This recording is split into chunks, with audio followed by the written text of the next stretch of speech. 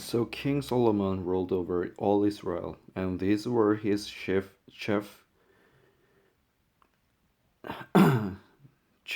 officers: Azariah, son of Zadok the priest, Elihoreph and Ahijah, sons of Shisha, secretaries, Jehoshaphat, son of Ahilud, recorder, Benaiah, son of Jehoiada, commander-in-chief, Zadok and Abiathar the priests, Azariah, son of Nathan, in charge of the district officers,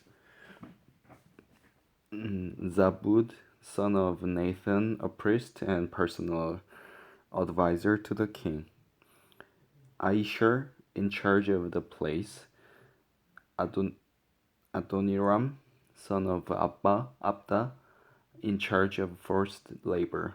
Solomon also had 12 district governors over all Israel, who supplied provisions for the king and the royal household. Each one had to provide supplies for 1 month in the year. These are their names: Ben-Hur in the hill country of Ephraim, Ben-Deker in Makaz, Shalbim, Beth-Shemesh, and Elon Beth-Hanan.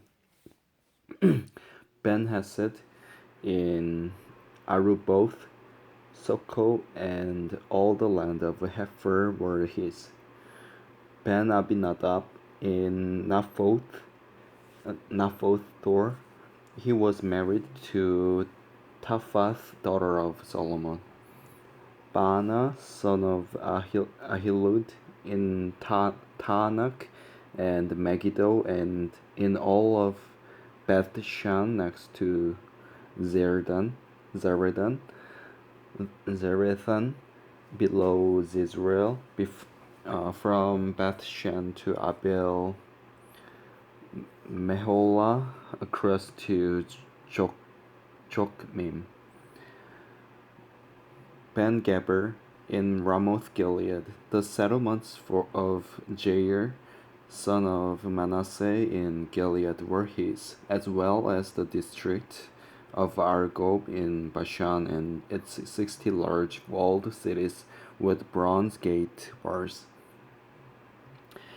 Ahinadab, son of Iddo in Manaheim, Ahimaaz in Naphtali, he had married Basemeth, daughter of Solomon, Baana, son of Hushai, in Asher, and in Aloth, Jehoshaphat, son of Paruah, in Issachar, Shimei, son of Elah, in Benjamin, Geber, son of Uri, in Gilead, the country of Sion, king of Amorites, and the country of Og, king of Bashan. He was the only governor over the district. The people of Judah and Israel were as numerous as the sand on the seashore. They ate, they drank, and they were happy. And Solomon ruled over all the kingdoms from the river to the land of the Philistines as far as the border of Egypt. These countries brought tribute and were Solomon's subjects all his life. Solomon's daily provisions were 30 cors of fine flour and 60 cors of meal, 10 head of stall-fed cattle, 20 of pasture-fed cattle, and 100 sheep and goats, as well as deer, gazelles, roebucks, and choice fowl. For he ruled over all the kingdoms west of the river from Tifsha to Gaza, and had peace on all sides. During Solomon's lifetime, Judah and Israel, from Dan to Beersheba, lived in safety, each man under his own vine and fig tree. Solomon had 4,000 stalls for chariot horses and 12,000 horses. The district officers, each in his month, supplied provisions for King Solomon and all who came to the king's table. They saw to it saw to it that nothing was lacking. They also brought to the proper place their quo- quotas of barley and straw for the chariot horses and the other horses.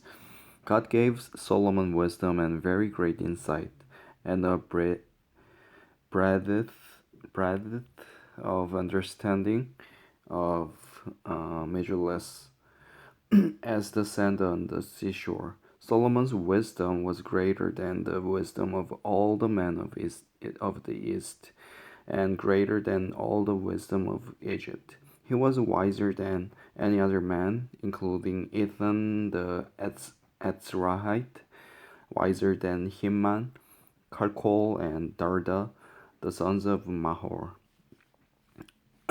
And his fame spread to all the surrounding nations. He spoke 3,000 proverbs, and his songs numbered 1,005.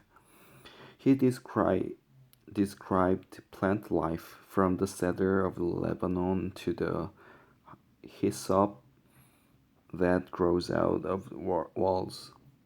He also taught about animals and birds, reptiles, and fish.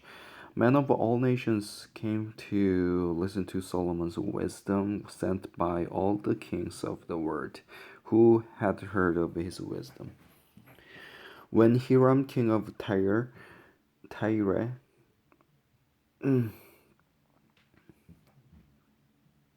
Tyre, when Hiram, king of Tyre, heard that Solomon had been anointed king to succeed his father David, he sent his envoys to Solomon because he had always been on friendly terms with David. Solomon sent back this message to Hiram. You know that because of the wars waged against my father David from all sides, he could not build a temple for the name of the Lord his God until the Lord put his enemies under his feet. But now the Lord my God has given me rest on every side, and there is no adversary of disaster. I intend, therefore, to build a temple for the name of the Lord my God, as the Lord told my father David when he said, Your son, whom I will put on the throne in your place, will build the temple for my name. So give orders that cedars of Lebanon be cut for me. My men will work with yours, and I will pay you for your men whatever wages you set. You know that we have no one so skilled in felling timber as the Sidonians. When Hiram heard Solomon's message, he was greatly pleased and said, Praise be to the Lord today, for he has given David a wise son to rule over this great nation. So Hiram sent word to Solomon, I have received the message you sent me and will do all you want in providing the cedar and pine logs. My men will haul them down from Lebanon to the sea, and I will float them in rafts by sea to the place you specify. There I will separate them, and you can take them away. And you're to grant my wish by providing food for my royal household.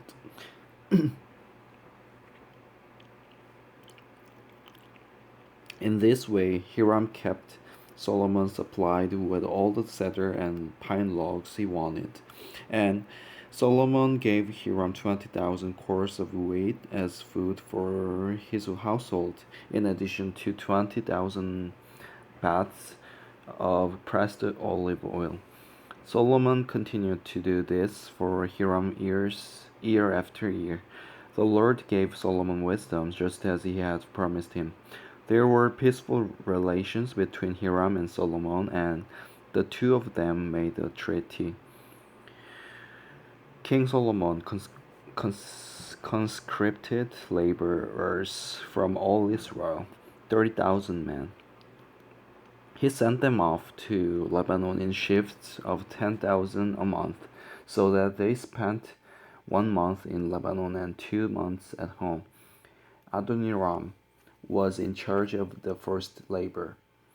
Solomon has Solomon had 70,000 carriers and 80,000 stone cutters in the hills, as well as 3,300 foremen who supervised the project and directed the workmen. At the king's command, they removed from the quarry